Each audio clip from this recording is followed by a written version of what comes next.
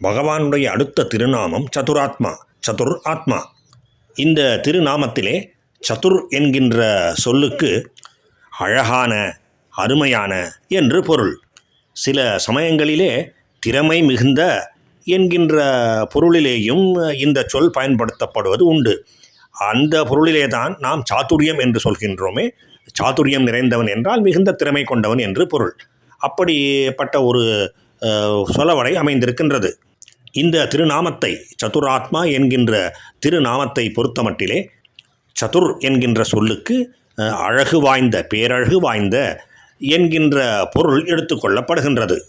மேலும் இதிலே வருகின்ற ஆத்மா என்கின்ற சொல்லுக்கு மனம், புத்தி முதலிய அந்த கரணங்கள் பொருளாக எடுத்துக்கொள்ளப்படுகின்றன.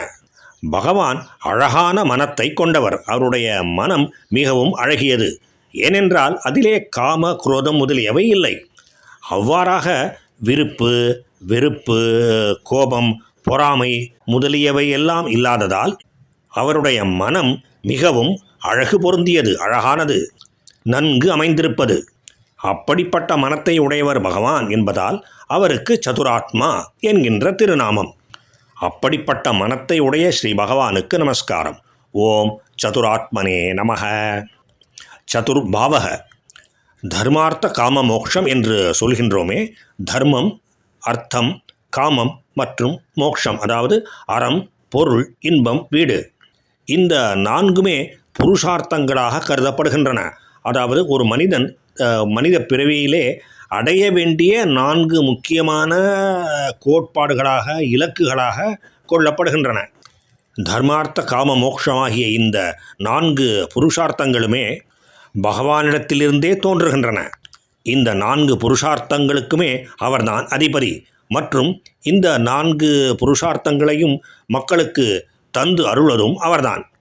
அதனால் பகவானாகி அவரே சதுர்பாவக என்கின்ற திருநாமத்தினாலே அழைக்கப்படுகின்றார். அப்படிப்பட்ட ஒரு திருநாமத்தை ஏற்றுக்கொள்கின்றார்.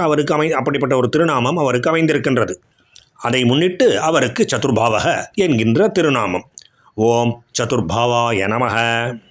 பகவானுடைய அடுத்த திருநாமம் சதுர்வேதவித்.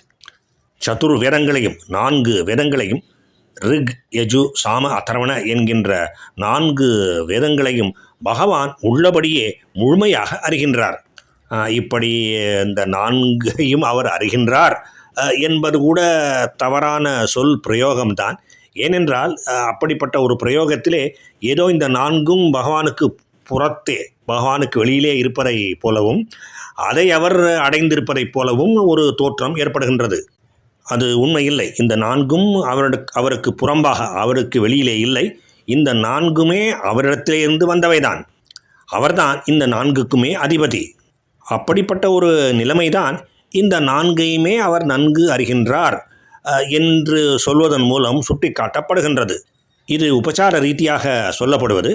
மற்றபடி இந்த 4ஐயுமே அவர் அறிவது என்பது இல்லை. அந்த 4மே அவரிடத்திலே இருந்துதான் வந்தவை என்பதுதான் உண்மை. ஓம் சதுர்வேதவிதே நமக. ஏகபாத். ஏகபாத் என்றால் ஒரு பாதத்தை உடையவர் என்று பொருள். புருஷ சூக்தத்திலே இந்த எல்லா உலகங்களுமே அவருடைய ஒரு பாதம்தான் என்று கூறப்பட்டிருக்கின்றது. பகவானும் கிருஷ்ணரின் வடிவிலே பகவத்கீதையிலே என்னுடைய ஒரே ஓர் அம்சத்தினாலே நான் இந்த சகல உலகங்களையும் தாங்குகின்றேன் என்று கூறி அருளியிருக்கின்றார். ஓம் ஏகபதே நமக. பகவானுக்கும் பகவானின் திருநாமங்களுக்கும் பக்தர்களுக்கும் நமஸ்காரம்.